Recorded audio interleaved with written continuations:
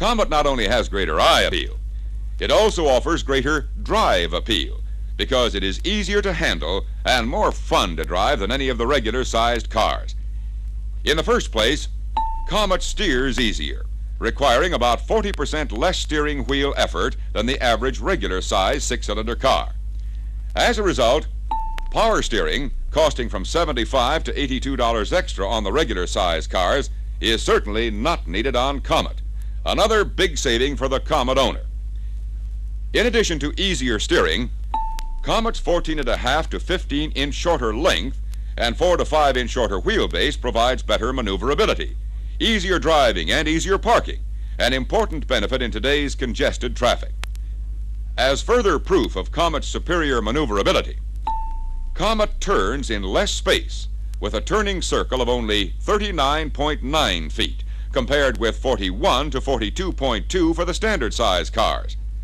Not only that, Comet owners will find that they have a lot more leeway getting in and out of their garages because the trim, sleek-lined Comet is from 8 to 9.5 inches narrower than the other three. But here's a big surprise. In trunk space, Comet's 28.5 cubic foot capacity is within 1.25 cubic feet of Ford and Chevrolet, and within 2.5 cubic feet of Plymouth.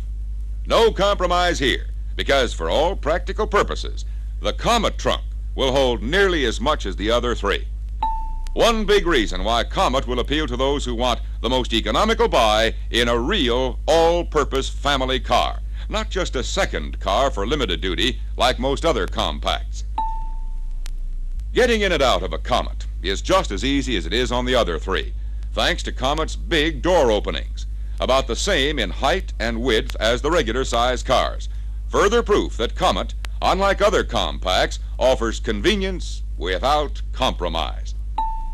And although about 15 inches shorter and 9 inches narrower in exterior dimensions, Comet provides full family-size roominess inside, with plenty of seating space for 6 people to ride in day-long comfort.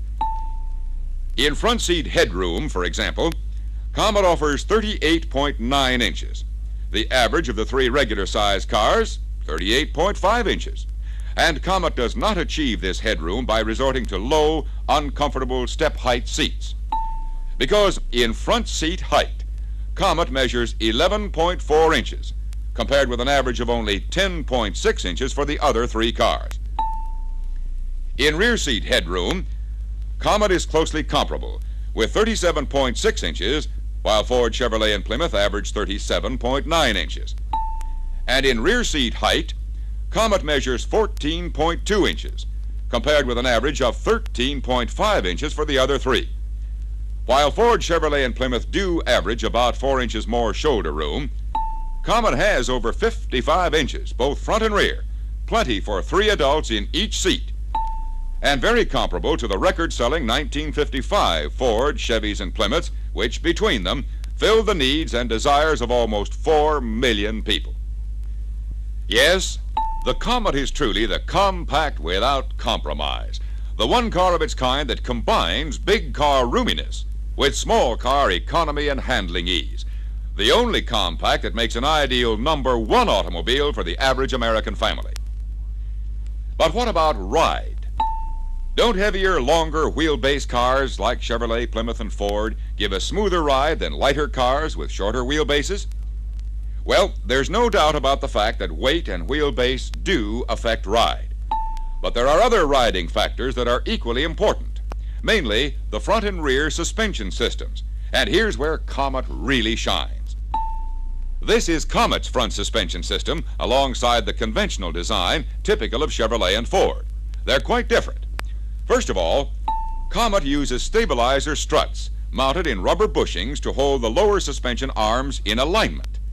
This type of suspension, used on America's finest cars, Lincoln, Continental, and Cadillac, allows the front wheels to recede slightly as they strike a bump, thus cushioning the shock. Unlike Comet, the Ford Chevrolet type of front suspension has no rubber-mounted struts, and the lower arms, mounted rigidly to the frame, cannot give when the wheels strike a bump.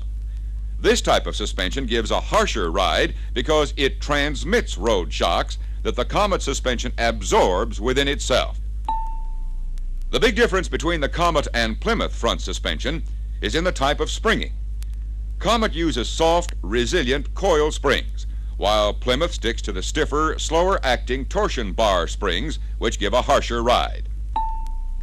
In the rear suspension, Comet has big, soft, 2-inch rubber bushings at the front ends of the springs to cushion and absorb road shocks more effectively than the much smaller, harder bushings used on conventional leaf spring rear suspensions. In this case, typical of Plymouth and Ford. Comet and Chevrolet rear suspensions are completely different because Comet uses leaf springs with full-length butyl rubber liners, while Chevrolet has coil springs. Comet's butyl rubber-lined leaf springs provide soft, quiet action and give better stability than Chevrolet's coil spring design, resulting in a more pleasant, more comfortable ride for Comet passengers with less body roll and side sway. Yes, Comet owners and passengers are amazed that a car of Comet's size and weight can give such a smooth, soft ride, a ride that provides uncompromised comfort, comparable to that of much larger, heavier automobiles. When it comes to economy, Comet's lower prices are only the beginning of Comet savings, for the Comet buyer saves money every mile he drives, thanks to the excellent gas mileage delivered by Comet's standard 144 cubic inch or optional 170 cubic inch power plants.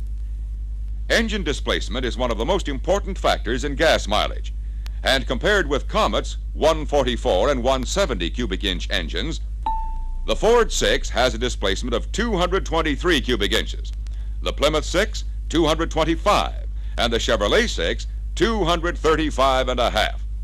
The Comet standard engine is 36 6/10% smaller than the average of the Ford, Plymouth, and Chevy 6s, a good indication of Comet's greater gas